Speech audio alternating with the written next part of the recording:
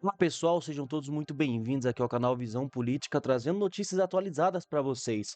Já peço para você deixar aqui embaixo seu like, seu comentário, o que você pensa sobre tudo isso que a gente vai passar aqui é importante, tá? E também comenta aí da onde você fala. É muito interessante saber aonde estão nossos espectadores. E pessoal, me ajude também a compartilhar esse canal. Se inscreve aqui porque o canal é novo, tá? E sem enrolação, pessoal, tem muita informação para passar para vocês, um compilado inteiro de informações. É importante vocês compartilharem para outras pessoas. Olha só esse recado dos parlamentares. Nós estamos clamando para que não somente as pessoas que já concordam conosco, mas para que os demais, presidente dessa casa, presidente Rodrigo Pacheco, e como mineira que eu peço desculpas, a omissão do presidente do Congresso, porque o que está acontecendo hoje é muito por conta da omissão, da frouxidão, da covardia de um homem chamado Rodrigo Pacheco. E eu tenho zero medo de dizer isso aqui.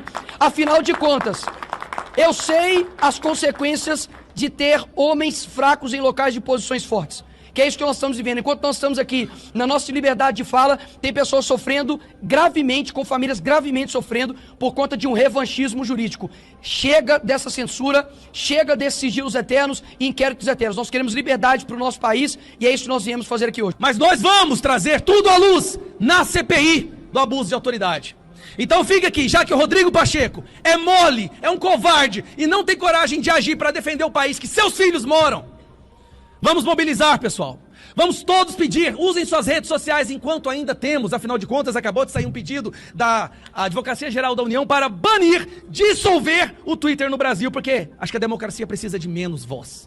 Eu acho que a democracia precisa de menos opiniões distantes, mas e menos liberdade.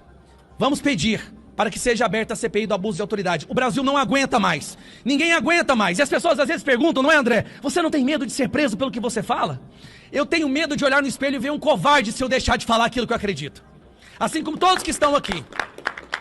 Que eu seja preso, está nas mãos de Deus, mas que os nossos filhos possam viver em liberdade. Está na hora de acabar. CPI do abuso de autoridade já! Muito se fala no ministro Alexandre de Moraes, mas eu vou tocar na ferida aqui do parlamento.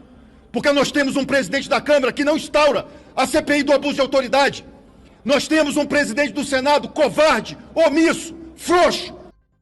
Os parlamentares ficaram revoltados, pessoal. Como você sabe, né, o STF, o Legislativo, os ministros, o governo, eles avançam muito fortemente para essa regulamentação, a censura. Eles não querem que o pessoal fale na internet. Eles não querem que você e eu divulgue o que está acontecendo nesse governo hoje. Então a gente vê esse recado dos parlamentares falando que vão sim lutar para instaurar a CPI do abuso de autoridade. Eu sei que Rodrigo Pacheco e Arthur Lira são dois frouxos, eles não pautam, eles não deixam, mas vão continuar lutando, porque a gente não pode desistir disso. É muito importante passar esse recado dos parlamentares para vocês. E pessoal, vocês viram essa matéria aqui, ó? O ditador Maduro faz grave ameaça e fala em banho de sangue caso perca as eleições. E assim, a gente já sabe que ele é um ditador, a gente já sabe que isso ia acontecer, né? Tava todo mundo pensando, o que será que vai acontecer com o opositor lá na Venezuela? Porque a gente sabia que não ia ficar por isso. Tanto é que ele está sendo perseguido lá, né? E olha só a Globo acabando com o Lula, pessoal. O Lula, como vocês sabem, amiguinho do Nicolás Maduro, não condenou essa fala e tem mais coisa para mostrar ainda, olha só. A declaração de hoje, Lilian, foi uma forma de Lula fugir do principal, né? Seria ou não condenar as declarações de Nicolás Maduro, dizendo que se eu não ganhar, vai ser um banho de sangue, uma guerra civil fratricida. Se essa declaração não é para ser condenada, eu não sei o que é, né? Claramente, Lula, mais uma vez, demonstrou que ele tem muita dificuldade em ficar fazendo uma análise com base na realidade crítica em relação a Nicolás Maduro. Apesar de todas as evidências, né? O Ariel foi preciso, como sempre. O que ele disse ali já era suficiente para o Brasil condenar a Venezuela. Uma coisa é você manter relações comerciais com o país, manter relações diplomáticas, mas isso não significa que, se tem um vizinho falando que vai ter banho de sangue lá se ele não vencer, é algo que, pelo menos de uma forma indireta, não quer atacar diretamente porque é o seu país vizinho aqui, mas pelo menos de forma indireta, você deveria fazer reparos e condenar sutilmente, se você não quer condenar diretamente, o que Maduro declarou, né? Você não pode simplesmente, de repente, fugir. Que a Venezuela eleja quem ela quiser. Isso é claro, o povo que escolhe por lá. Mas o Brasil deveria pontuar mais fortemente, o governo Lula deveria pontuar mais fortemente em relação a isso. Lilian. Nossa senhora, o Lula está fazendo eu concordar com esse velho militante da Globo News. Olha só que incrível. E é verdade, né, pessoal? O Lula sempre fala em democracia, em paz e amor, que não sei o que lá. E o Nicolás Maduro é amiguinho dele, ele traz o Nicolás Maduro para passear aqui no Brasil. Mas e a democracia, Lula? Que você tanto fala? Né, o amor que você tanto fala, o povo lá tá com medo. Os opositores estão sendo perseguidos. Olha só essa matéria, pessoal. O governo só passa vergonha no cenário internacional. Governo Lula não assina a declaração de países contra a perseguição política nas eleições da Venezuela. Na última sexta-feira, uma notícia importante veio à tona envolvendo a situação política na Venezuela. Argentina, Costa Rica, Guatemala, Paraguai e Uruguai, em uma ação conjunta, emitiram um pedido ao governo venezuelano, liderado por Nicolás Maduro. A exigência era clara, pessoal: o fim imediato do assédio, da perseguição e repressão contra os opositores políticos presentes no país. Você sabe, os opositores estão sendo perseguidos, né? A gente sabe o que está acontecendo lá na Venezuela.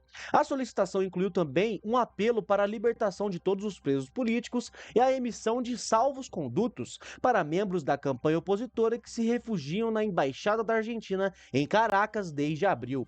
Este ato dos 5 países reflete uma crescente descontentamento internacional com as práticas governamentais de Maduro, especialmente em um ano eleitoral vital para a região. Abre aspas. Exigimos o fim imediato do assédio, da perseguição e repressão contra ativistas políticos e sociais da oposição, bem como a libertação de todos os presos políticos. Fecha aspas, pediram os governos dessas 5 grandes nações em comunicado conjunto. E adivinha, né? O país que também está aqui na vizinhança, que também faz parte aqui da América do Sul e nem se pronunciou sobre. E não assinou essa nota de repúdio. Adivinhe quem é? É isso mesmo, o nosso querido Lulinha, o Brasil, ficando feio novamente, né? Os grupos países latino-americanos se mostrou profundamente preocupado com os próximos passos da Venezuela, principalmente com as eleições presidenciais marcadas para o dia 28 de julho.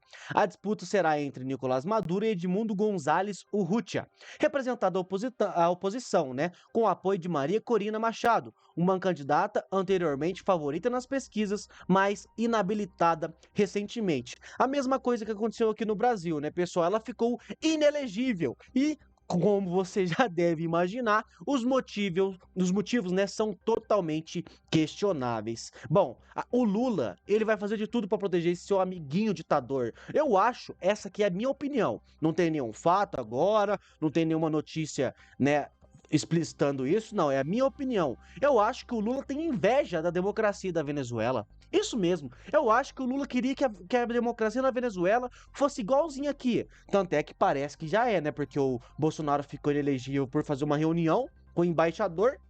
A gente já tá numa democracia relativa do PT, né? Mas enfim, pessoal, muito triste o que tá acontecendo. E olha só, pessoal, trazendo mais dessa Globo aí que anda batendo no Lula, né? Parece que acabou o amor entre Lula e Globo. Olha só a Globo desmentindo o Lula. Olha aí. Primeiro, ele tá apostando bastante na fake news, né? Ele costuma acusar a fake news dos adversários, mas ele não tem nenhum problema em difundir fake news. Essa história de quem não tem nenhuma explicação é só para quem não leu nenhuma ata do Copom. Cada decisão sobre juros tem explicação. Pode-se discordar da explicação, mas não dizer que não tem explicação. A tese do governo era de que Roberto Campos Neto mantinha a taxa de juros alta por razões ideológicas. Essa tese demonstrou-se que essa tese é falsa. Isso não é mais uma interpretação minha ou de alguém. Demonstrou-se isso. Como se demonstrou? Os 4 diretores do Banco Central, membros do Copom, indicados por Lula, votaram junto com os 5 outros diretores, num voto unânime de 9-0, pela manutenção da taxa Selic de 10,5% nessa última reunião do Copom. Como então dizer que é sabotagem, como diz Lula, de Roberto Campos Neto, se os diretores indicados pelo governo também votaram a favor da manutenção da taxa de juros? Bom, eu te explico, Demetrio. O Lula está totalmente louco. Ele enlouqueceu, ele não sabe mais o que ele está falando. Como o Demetrio diz aqui, né? Os próprios indicados pelo Lula teve que votar a favor porque eles estão segurando a bomba que esse governo está fazendo, está armando no Brasil. É inacreditável, gente. O Lula deveria estar agradecendo o Campos Neto, o Banco Central, por segurar o Brasil. Porque se não fossem eles, se estivesse, né, a mando do Lula, amigão, nosso país não sei onde estaria. Mas aí a Globo tendo que desmentir fake news do Lula. O Lula ama bater em fake news, não porque a direita faz fake news, porque a oposição só sabe mentir e tal, mas ele é o pai da mentira. Aquele ali só mente. O Lula só sabe mentir. É incrível. E mais um vídeo aqui da Globo. Eu tô falando da Globo hoje, hein? A Globo tá batendo no Lula. Pessoal, a verdade é essa. A Globo já não aguenta mais e agora deixaram claro, que estavam sim passando pano para o Lula e que agora já não dá mais para esconder. Olha só a Daniela Lima falando isso, olha aí. Vamos voltar aqui, né? Puxar na memória o Lula 1.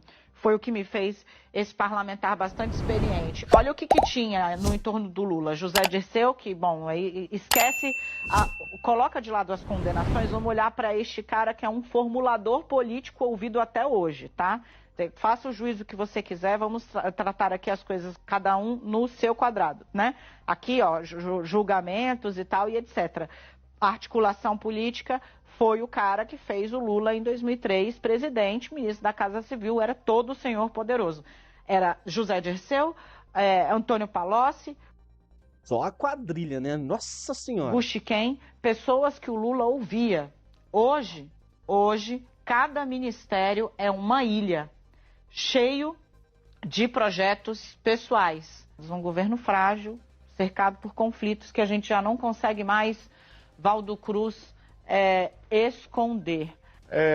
Esconder. Pois é, tá difícil, né, Daniela Lima? Tá difícil passar pano pra esse governo. Eu acho que é mais difícil passar pano nesse governo do que ficar inventando narrativa pra bater no Bolsonaro. Porque nisso eles são bons demais. Todo dia eles conseguem, né, fazer uma narrativa para colocar alguma culpa no Bolsonaro, para desgastar, né, a imagem do nosso verdadeiro presidente, mas não tá conseguindo nem passar pano pro Lula mais. Lula, tá feio para você, viu? Se você não der um jeito nesse governo aí, o senhor já não se elege mais. Eu tenho essa convicção comigo.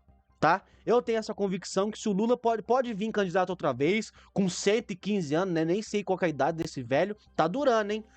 Pode vir candidato uma próxima vez ou pode trazer um sucessor que não ganha mais. O povo cansou. O povo não vai ser enganado mais. É só ir no mercado, amigo. Vai no mercado da sua cidade e pergunta pra qualquer um ali, pô, você tá gostando dos preços? Tá legal de se viver no Brasil? Todo mundo, amigo, não tem. Só na internet que tem a esquerda militante. A esquerda que ama o Lula. Só na internet, por quê? São artistas, são jornalistas, que ganham seu dinheiro ali, que tá apoiando a esquerda, que é companheiro, aí tá tudo mil maravilhas. Mas vai falar com o pobre, vai falar com o cidadão comum lá no mercado, estão todos revoltados, todos. Porque não dá pra se viver no Brasil hoje. Se você ganhar 3, 4 mil, amigo, você não banca a sua casa, a verdade é essa. Tá horrível, está triste a situação do Brasil. E o governo cada vez, né, piorando a sua imagem. E pessoal, vocês sabem a tragédia que aconteceu lá no Rio Grande do Sul, totalmente triste. A gente sabe o tanto que o povo lá sofreu e tá até hoje sofrendo, reconstruindo tudo que aconteceu lá e vai demorar muito tempo ainda para reconstruir. Sabe por quê? Porque o Lula foi lá, prometer mil maravilhas, que a gente ia fazer isso, ia fazer aquilo e mais aquilo, que a gente vai ajudar o Estado. Foi lá, tirou fotinha, subiu em cima das casas destruídas, pegou lá a pedra na mão, ficou todo bonitão lá tirando foto, né? Pra fazer a assessoria dele, ele foi na hora, foi lá tirar foto, se juntou com o governador. E olha só agora o que o governador vem falar dele. Depois de aguardarmos muitas promessas que foram feitas, que inclusive retardaram a nossa ação, porque em muitos momentos disseram, não, vai vir um recurso a mais, não, o governo vai colocar um pouco a mais para poder compensar ali, veio 30 milhões para o Banrisul, mas deve vir um novo anúncio, e ficamos esperando, né, porque se afinal viria um anúncio outro, nós não colocaríamos o recurso nosso. Porque não faltariam outros lugares para a gente colocar também na reconstrução do Estado os recursos do Estado. Mas nós cansamos de esperar e estamos colocando então os recursos do Estado aqui para poder ajudar o setor privado nesse reerguimento que fará do Rio Grande do Sul. Eduardo Leite, faz o L. Você foi acreditar no Lula? Não, fala comigo aqui, Eduardo Leite, por favor, me responda. O senhor verdadeiramente, depois de tudo que aconteceu no Brasil, todas as promessas que Lula fez na campanha, fez durante já presidente e descumpriu todas elas. O senhor realmente acreditou no Lula? Acreditou que ele foi lá para, na verdade, analisar a situação e ver como poderia ajudar, te prometer e cumprir? O senhor realmente acreditou nisso? Porque para mim estava muito óbvio, ele foi lá fazer campanha política. Não porque o governo está aqui, porque o Lula está de olho no que está acontecendo, porque isso e aquilo, mas no fim das contas não faz nada. Prometeu recurso e olha lá, se vira aí, governador. Bom, faz o L, Eduardo Leite. O senhor não estava a lei lambendo o Lula? Pois é, deveria ter se juntado com o povo, né? Que estava tudo ali de bom grado ajudando o povo pelo povo e ter se juntado para reconstruir o Rio Grande do Sul. Ficou aí dependendo do governo, que a gente sabe que é totalmente despreparado. Porque dinheiro para o parlamento, né? Foi lá, 49 bilhões esse ano. Gente, em 2 anos, já superou os 4 anos do Bolsonaro em emenda parlamentar. Ele tá dando dinheiro demais para parlamentares. Só para eles fazerem o quê? Votar a favor do governo. É óbvio, a gente tem a pior classe política do mundo, meus amigos. Eles se vendem por dinheiro. E o Lula pega o nosso... Por que você acha que aumenta o tributo, aumenta a taxa? Por que você acha que a gente tem que pagar cada vez mais imposto? Porque o Lula precisa continuar no poder, amigão. E como é que ele continua no poder? Comprando o Congresso. Sem o Congresso ele não governa, ele não aprova projetos. Aí como que ele vai aprovar sem dar dinheiro para essa classe vendida que a gente tem? É o que está acontecendo no Brasil e olha só essa vergonha que o Janones passou, pessoal. Você não me respondeu sobre a Argentina. Eu não tenho uma análise profunda sobre o cenário na Argentina hoje. Você sabe quem é o presidente? Sim, sei quem é o presidente, mas Quem é? O presidente da Argentina hoje é o Macron, da França. Macron é o presidente da França. Presidente da França. Gente, que vergonha, que vergonha. Como é que ele consegue passar tanta vergonha assim, né? Já saiu o áudio dele fazendo rachadinha, aí o Boulos já entrou numa situação horrível porque ele tá candidato a São Paulo, mas ele teve que, né, absolver lá o Janones no caso da rachadinha, mesmo tendo provas. É inadmissível. E eu falei aqui, né, pessoal, dos dados dos parlamentares, e é verdade, tá? Realmente foi muito gasto com parlamentar. Olha só, peguei a imagem aqui para mostrar para vocês. O governo paga 23 bilhões em emendas até a data limite da lei eleitoral. Quanto cada governo pagou em emendas ano a ano. Como você sabe, o presidente precisa, né, liberar. Como a gente tem uma classe vendida de políticos, parlamentares que não aprovam pelo povo, aprovam de acordo com o dinheiro que entra no seu bolso. A gente sabe que a gente teve uma oposição muito grande ao governo Lula esses anos. Por quê? Os parlamentares sabem que se ficar indo contra o governo, o Lula, ele chega com a mala, amigo. Ele chega com o dinheiro. Então a gente tem lá do caso, desde a Dilma, né? Que ali na Dilma também gastava um pouco com parlamentares. Até na época do Bolsonaro subiu um pouquinho sim, porque o Bolsonaro também teve que liberar bastante emenda para conseguir governar. Mas olha o salto dos governos anteriores para o governo Lula. De 20 bilhões por ano, aqui ó, 19 bilhões por ano que o Bolsonaro liberava, foi pro primeiro ano 37 bilhões e agora no ano de 2024 até agora 49 bilhões. Amigo, é por isso que aumenta a taxa e imposto. Ele precisa mandar dinheiro para os nossos parlamentares, para os nossos deputados, para os nossos senadores. Por isso que eu falo aqui toda vez nos meus vídeos, nós temos a pior classe política do mundo. Nós só temos vagabundos que se elegem para viver, né, sugando o povo. Que pena, dá para contar nos dedos os parlamentares que estão ali lutando pelo povo. Contar nos dedos mesmo, porque o resto são todos vendidos, se vendem por dinheiro. É muito triste o que está acontecendo no Brasil, não é mesmo, pessoal? Peço para você deixar aqui embaixo o que você acha sobre tudo isso. Deixe seu like, seu comentário, me fala de onde você é importante. Pessoal, eu sei que é desanimador a situação no Brasil, cada vez mais feio, mas pensa, pessoal.